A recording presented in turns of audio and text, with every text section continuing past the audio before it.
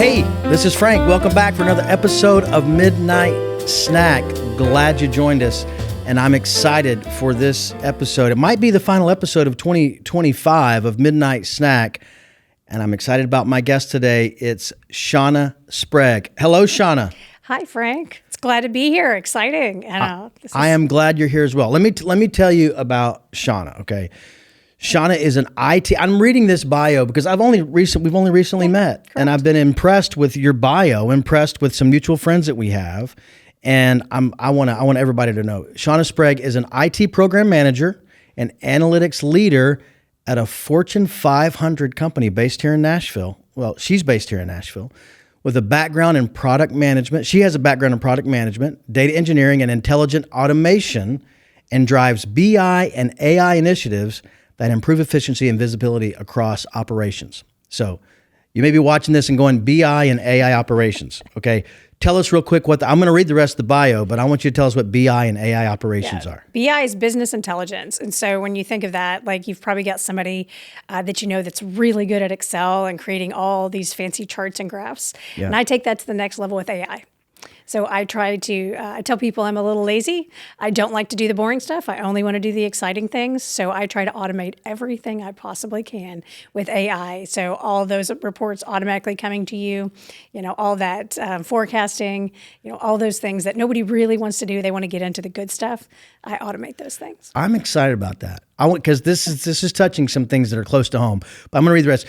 You're also deeply involved in the Nashville tech community, serving in leadership roles with the Nashville Technology Council and advocating for STEM education, your AI literacy and professional development. She's known for her forward-thinking approach and community engagement and a frequent speaker on automation, analytics, and the future of work. So what you've already said has got me a little excited about automating everything. Yes. But before we get into that, I need to know one very important thing, is that when you're thinking about how to automate something, and maybe you're awakened at night late, always, and you need a midnight snack. You go into the kitchen or a cabinet, or maybe it's a desk drawer where you've hidden some snacks. What might be, what I really want tonight? Maybe more than others. What would you really want?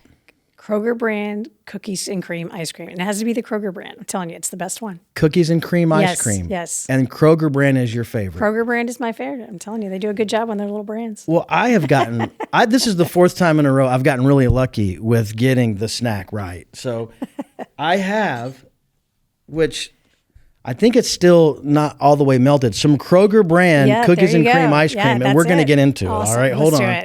Let's do it. I've got spoons. Brings me back to my college days, when Kroger brands were all I could afford, There, I'm going to hand you the spoon. Thank you. And I'm going to hand you a bowl. We maybe do some editing on this episode. Who knows? It's all good. All right, let's get into the ice cream. I'm going to serve you up Kroger brand. You know what I find interesting about Kroger brand is these characters they created. Oh, yeah. You remember, it wasn't maybe 10 years ago, they came up with a little family. I'm going to scoop you right in here. Just hold your bowl there. You got it. Thank you.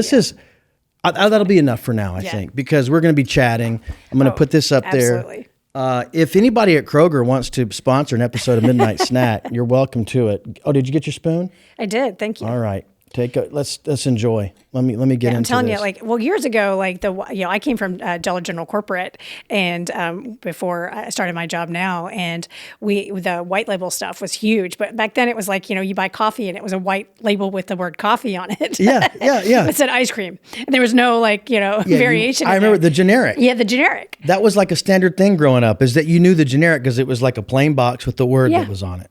And they've come a long way. And I come from humble beginnings, so everything in our house was a generic. We didn't have name brand things, so it was a treat. And now I'm like, no, this stuff's good. Eat some of this. Yes. And we need to share that with people here in the room, but we'll do that. It might melt a little bit as we're getting going. I'm going to have another bite. It's all good. Yeah, this stuff's amazing. You talked about generic brand. Have you ever, when I was growing up, people refer to government cheese. Oh, yeah. Do you remember that? My grandma had government cheese. It was good stuff, though. Yeah. We had it. My dad worked for the Boy Scouts of America for 30 years. So there would be food that they would buy for the camps. Yeah. And it would be, the generic stuff. And it was in a cardboard box about that long, wrapped in some sort of aluminum foil, some kind of foil.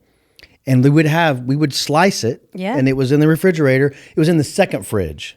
We would go get to where you had the big boxes of cheese and you would slice it. But this, I'm excited you've introduced me to this. I'm telling you, the Kroger brand, they do a really good job with their brands. I'm not afraid. It's like Kirkland and Costco. I'm not afraid to try it because they do a good job. No, so on Midnite Snack, we've had a few snacks. I'm learning, not only do I encourage people to enjoy their snack, is this when you have to, or it's going to melt? There's a time element here where you're it's not like we can just sit and hang out. It's a commitment. Well, let me ask you a question. It's like on a hot summer day. You got to go for the ice cream cone. You can't just sit there with it. My wife only enjoys ice cream more in cold weather than in hot weather. Really? Which is interesting. I'm equal opportunity ice cream. So tell me, how long have you been in Nashville? I've been in Nashville since 2001. And where were you before Nashville? Bowling Green, Kentucky. So I got my undergraduate degree in computer information systems at Western Kentucky University. And then I got a consulting job down here, and I was only going to stay for 2 years because it was a job I really wasn't qualified for, but they hired me anyway. So I was like, all right, I'm going to do it. And then I loved it here, so I stayed. Now, are you from Kentucky? Yes. Oh, what part? I'm from Bowling Green, so I was born and raised there.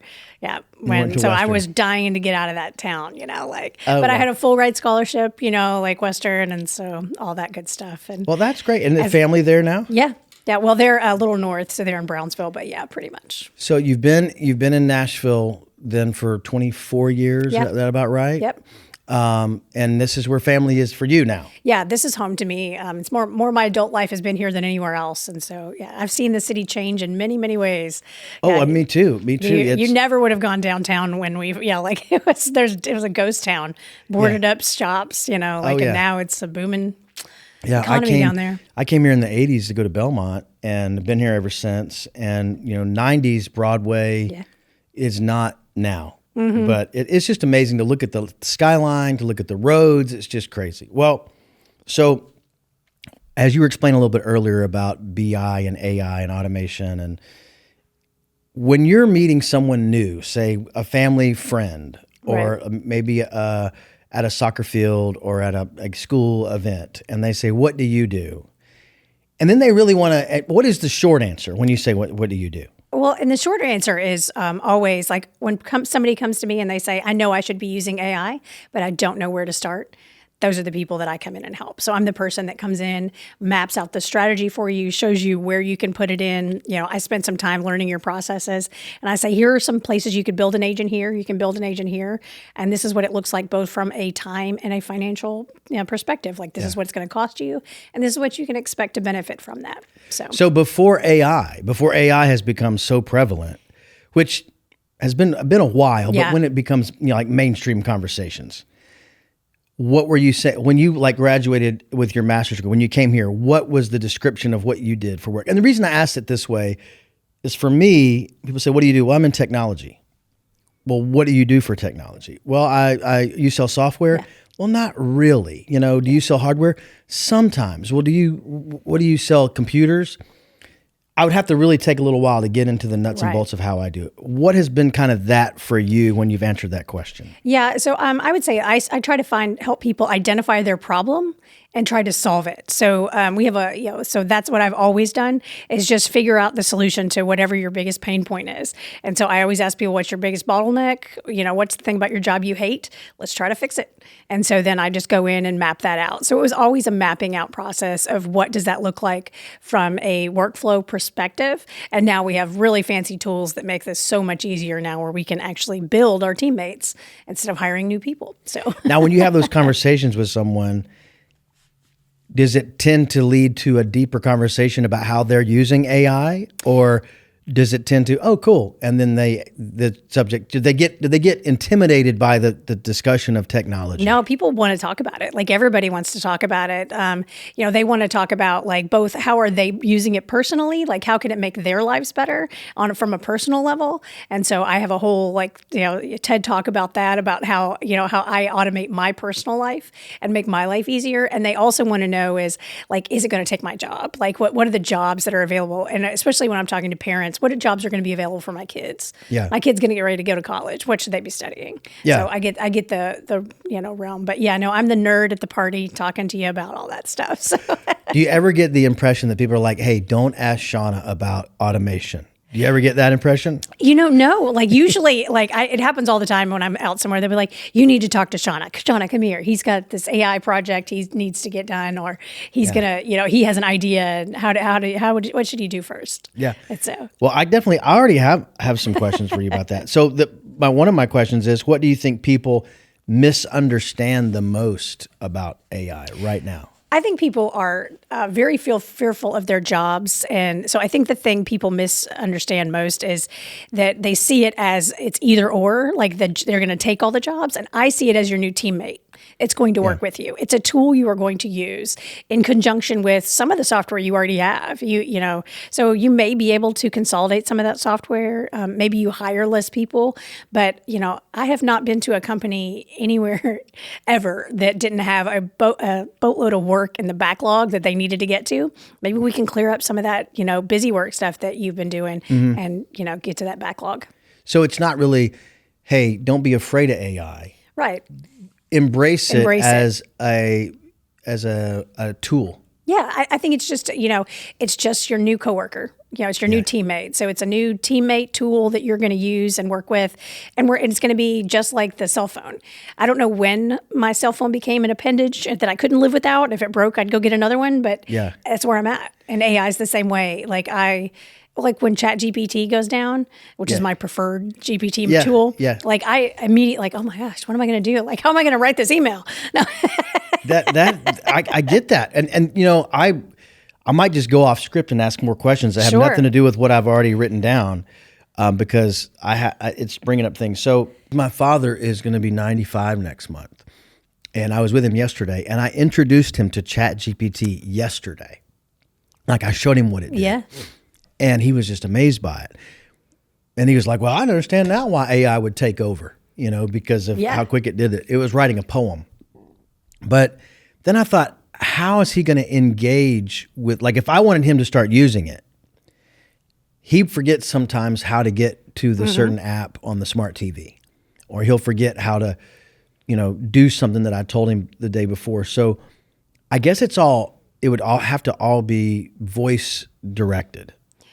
There's an audio feature now. Yeah, so with ChatGPT, there's an audio with the paid version, and so you can just talk to it and have a conversation, which I use in the car a lot. Or I actually have a thing on my watch where my ideas come to me when I'm out walking the neighborhood, or in the shower, or somewhere where I don't have a pen and paper. So I can just hit my watch and I can tell it my idea, and then I have a trigger that'll go ahead and write a business case for me and do market research, and then tell me if it's something I should invest time in or not. Okay. Well, because I'm thinking for him, I want him to be able to do more stuff like that, but I also don't want him to be more confused about how to engage with it. Well, and if you could just get him to always use the ChatGPT as even a Google search to explain it and show him pictures. So if he loses his remote and can't remember which button it is, he could say, I have a Sony TV. Can you, or after he's talked to it for a while, it'll remember that he has a Sony whatever TV, and that, how do I get to Netflix? How do I do this? And so it can walk him through those things. And so maybe training him to always go to that as a source of truth would be what I would do. Yeah. Okay. I'm going to work on it. AI. So you're talking about a teammate on your team that's also emotionless. Correct. So how do you think that's going to change work environments or your attitude toward your work if your teammate is emotionless? Well, I think that, if the teammate's emotionless, then give them all the stuff that nobody wants to do, let them do all the busy work, all the grunt work that, nobody when I was an analyst years ago, the worst part about being an analyst is you come up with this great report and it takes you like 3 or 4 hours to do it. And people are like, oh, that's great. Okay, so can you do that again like next week? And before long, you have like an entire week worth of reports that's all you do is those same reports over and over again. And it's so boring. And so you burn out. And so what if we could, offload all that and then you come up with new ideas? So to me, I see it as it frees us up to be more creative, to do those problem solving things that AI cannot do. That person to person, connections, those are going to be very important. Yeah. And so I think in my mind, that's where AI is going. So I look at it as the positive and not the doomsday. Right. But of course, entertainment, science fiction, the things that draw us in, that's where my mind goes. But I almost could see that human connection being kind of like how we're drawn toward vinyl records, because we're so used to the digital streaming that we want to go back and collect vinyls and play them on a turntable. I think in the future, we're going to want to have that human connection because we're so used to communicating with automated 100%. People. And I think it's going to be like that is going to be the elite, like in every industry. In healthcare, I think it's going to be a privilege and something that you pay extra for, that human connection. In education, I think it's going to be, you're going to have that, you're going to want that college experience, and that's going to cost extra. So that's going to be an elite experience, and where everybody else goes online. And so I think that we are at a crossroads there where we're going to have a lot of that, where we, that human connection is what we crave and what we strive to get to. Yeah. So we're going to have people working towards that as the goal. That's exciting. Let me ask you this. Do you think AI can learn emotions and artificially create emotions because of its learning how they interact with the human? I think we're already seeing that with like online, we've got like online, personalities. I see it also as a potential solution for people who are lonely, that want somebody to talk to, and having that, ability to have that conversation and them remember things about you, ask you how your day was going. So I definitely think there's going to be a market for that kind of thing. Now, is it real emotion? No, it's learned behavior. But, a lot of our behavior is learned behavior as well. People know, like you hear the love languages, you know how your partner, like what makes them happy, and what, like if they're a gift person, or, if they're, emotions or whatever it is, which buttons to push. I'm going to go back to some of these questions that I have, because it's now taking me down this whole trail of other thoughts. But let me pivot a second. So I mentioned in your intro the Technology Council. Yes. Which is kind of how we met. I mean, yes. I met people in the Technology Council that knew you and then connected us, but you've been involved in the Technology Council's ELITE program. Yes. Which stands for Emerging Leaders in Technology. Yes, we just kind of forgot the other E. Yeah. But ELITE, it's a great acronym. So tell me more about ELITE. Okay. And then then I'll have another follow-up question about ELITE. So the ELITE program at the NTC is a program where companies send their best and brightest, and so they pick one from each company, usually it's a cohort of like 25 to 30-ish, give or take, on the year. And what they do is they put them through leadership training. So we recognize that there's a lot of training out there for entry-level positions, and there's a lot of training out there for senior leader positions. But what if you're an individual contributor and you want to get to that manager level? And so training people on what that means, because that looks very different in a work environment. Right. So learning how to lead people, how to, communicate, how to recognize other people's personalities and how you can adjust yours to meet them, all those kinds of things. And so it's hands down, and networking. So networking to me is one of the things that people miss. I think it's the hardest for everybody, especially the generation that loves the iPad. And because you're isolating yourself all the time. And so they need to learn how to network, because you never know when you're going to be out of a job, or you're going to be, something's going to happen, or, just having that network of people where I can call and say, hey, we're installing a CRM tool. Have you all done that? And they're like, oh yeah, you don't want to use this company. They were terrible. And I'm like, great, thank you. You just saved me tons of money. Right, and time. right. So you went into that program and you've served a couple different roles, right? And so I went into that program. I graduated in 2019. So it is I believe they've adjusted the curriculum a little bit, but I think it's about a 4-month program. And so you go through that program and then you graduate. And then I actually went on to serve as the vice president and president of the ambassador board at the Nashville Technology Council. And so that is basically like a junior board. And then I've also served on the NTC board itself. And so, but I'm very involved. I think it's very important to give back and pay it forward. Yeah. So some plugs to the Tech Council. Yeah. They'll be tagged in this, and you can learn about the elite program. And obviously, it's very hands down the best leadership program I've been in, and I have been in a leadership program at every company I've ever worked for. Oh wow! And it's got to be. Yeah. Well, that's great. I'm going to do this. I'm going to serve up another fresh. Here, hold your bowl out. I've got some. You've got. Is it not melted? It's not. It's pretty good. All right. I actually like a little melty. It's right. like little melty. Make sure it's not melted. All right. So, in your work at your Fortune 500 company that's not to be named. Yes, that probably delivered a box to your house, but Yeah. So I don't know who that could be. What's one lesson you think leaders need to learn now if they want to stay ahead? And is it possible to even stay ahead? Oh, yeah, it's definitely possible. I think that you have to be flexible. Like the old adage of we've always done it this way, you got to let that go. Those are the people that are really going to have challenges is when the people. And then I think they also need to, I think one thing we need to make sure that we're doing as leaders is right now we've got a lot of people at the entry level thing where people aren't hiring those positions anymore. That market has gone down significantly. Mm-hmm. So we need to make sure that we are training the next generation of leaders. So as you have a senior person doing something, you need to have a junior person in there with them as well, learning, because otherwise there's not going to be anybody to take that spot. Yeah. And so we need to make sure we are training up that next level. So it's not forgetting about the folks that need to be ready for the next level. Mentorship is going to be very important. And so that would be, as a leader, I would say all my people should be mentoring someone, junior to them. And it goes back to what we're saying about connection and the human connection, because your mentorship does not need to be AI driven. No, mentorship should be a personal connection. And even to the point, to me, mentorship is also like, are you having a bad week? Especially when you're talking to somebody who's got young kids, I'm like, man, it's hard when they're little. Sometimes people just want to vent about it's just really hard. Yeah, yeah. Well, speaking of young kids and where we are in the calendar, Christmas is coming up, and I'm excited about that. But also going back to what you said earlier and your TED Talk about automation and automating everything in your personal life. I did watch it and I enjoyed it, and I was inspired by it, by how many more things can I automate? So what maybe is something in the holiday season that you've automated, or you can even go back and tell us a little bit more what part of your TED Talk of some things that you've automated and maybe make it into a holiday example. I've got a holiday example for you. The elf on the shelf.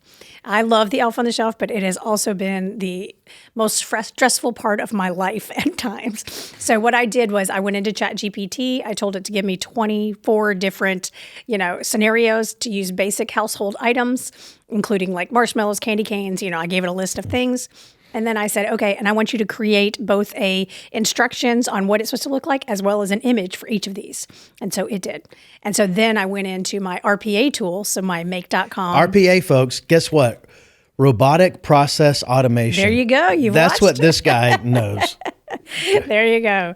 And so that's like Zapier, make.com, N8N. And so then I went in there and I told it every day, I want you to pull one from this list and send it to me, and to send me a different one every day. So in the morning, it pops up an image, or at night. So I know, okay, these are the things, this is what I'm doing. So that saved me a huge headache, because there's no bigger stress as a parent than being like, what am I going to do tonight? I got to move that thing. How much time, let me ask you this. How much time did you actually use? This is a silly question. Did you use to prompt ChatGPT?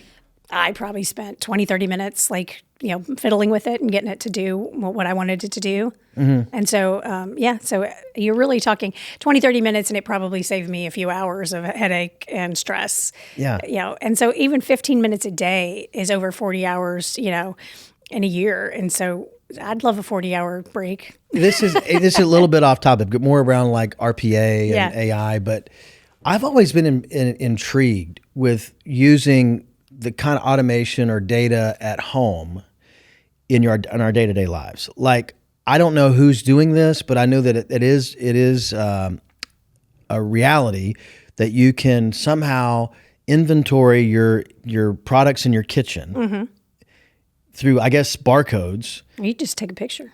You just take a picture and tell it to itemize an inventory. You can take a picture of your refrigerator. You can take a picture of your refrigerator and say, what can I make with the items that you can see? Yeah. Just upload it to ChatGPT, ask it what it can make.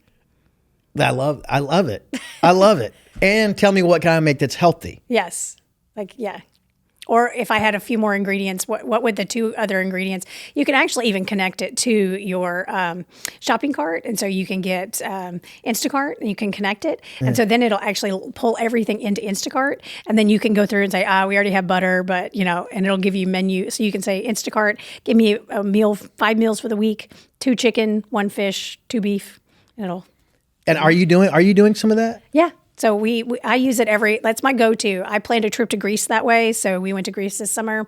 And so I had it go through Reddit. I had it go through, all the sites and pull the best places to stay, recommendations. I gave it ideas of what we might want to do. I was like, it's 2 adults and a 12-year-old. And yeah, it did a great job. We had a great time. That's impressive. And the question I was going to ask was a holiday tradition that you treasure the most. I don't know if it's Elf on the Shelf, but if there's another one that you've got. I make Christmas creatures. So that I'm crafty and I make these Christmas presents. So I'll show you a picture in a minute. But basically this year's theme is, next year's Stranger Things. But this year we have... we do a little theme every year. And last year was the Grinch. And this year, I just went blank on where we were going. But yeah, we have, Cora, what's our theme this year? Toy Story. Yes. Toy Story is our theme this year. And so we have all the Toy Story characters and all the stuff in there. And so instead of doing just regular wrapping presents, which I wasn't very good at, I started making Christmas creatures. Christmas creatures. So these are, explain, like, where your Toy Story, are there Toy Story figures that you're making, or what is it? Yeah, I basically just take the boxes and create them and move them into like the shape, and then I put the faces of the character on there. So now instead of like getting you get a creature. So all your presents are your gifts in it, and so I give everybody a little creature, and so people love it. Like that's fantastic. So it's fun. It takes months. Like I start in October. Wow, I've got a fun fact about Toy Story, and I'm sure everybody that's close to me is probably tired of hearing this. One of my buddies from high school co-directed Toy Story 2. And he went out and worked for Disney and Pixar and co-directed Toy Story 2. And then he moved on and directed the Sony picture Surf's Up. Well, you'll have to send him my picture of my presents because I'm pretty proud of them. I'll do it. I worked really hard. Yeah, we have an Etch-a-Sketch, a Rubik's Cube. We got it all. That's great. I recently saw on LinkedIn that he has taken a job back at Disney, and he's going to be in their imagination team in at Universal, not Universal, but at Disney. So we're getting close to the end. What are you most excited about for 2026? A year from now, when you've got almost all of 2026 behind you, what would you be like? You know what? That's exactly what I wanted to happen. In the AI space, I'm really excited about seeing where, so right now ChatGPT has where you can connect your Google Calendar. So they're moving towards the RPA space. And so I look for them to really combine those 2 tools so that you just have one tool. And then, so they'll take over that space by the end of the year, I think. And so they've got some cool features, like some of the new things they've just added with flashcards where you can take a picture of homework and say, make flashcards out of this, and it'll make them. Wow. So there's really some really neat stuff that I think ChatGPT's got. And then Gemini's come out like with a vengeance for months, I would say. Yeah, I'm really excited to see what Gemini's going to do. Their Nano Bananas is awesome. Well, you can take 10 people's pictures, faces, shove them in there and say, make us a holiday picture, and it'll like put them all in there. It's pretty amazing. We got to check that out. What about personal goals? Personal goals, I'd love to do more AI consulting and, AI strategy. So that's my goal, is just to, help more people on that level. And then as always, try to do more speaking at schools and, educating parents on how they can help their kids move forward with AI, and not in a scary way, but in a safe and, informed. Well, I think we'll be talking more in 2026. I'm definitely going to put in this post when this is posted ways to contact you. Yes, please do. And I don't want to forget, this is presented by TMG. The company I work for also helps clients navigate solutions, not just in AI, which we'd probably partner with Shauna if we can. We'll figure out some ways to do that, but help companies navigate all their options and solutions. And so you can find out more about TMG on this post as well. But I'm glad that you're here. I've enjoyed it. I mean, I can't believe how much we've talked about, and I want to keep asking questions. Like, I don't want it to be over because I want to get your thoughts on some things, but we've run out of time. Yeah. So thank you very much. Hey, let's have a little bit more. Thank you for the snack. It's been great. Oh, well, hopefully we can get it to our freezer quick enough that we can save it. I'm not above drinking ice cream.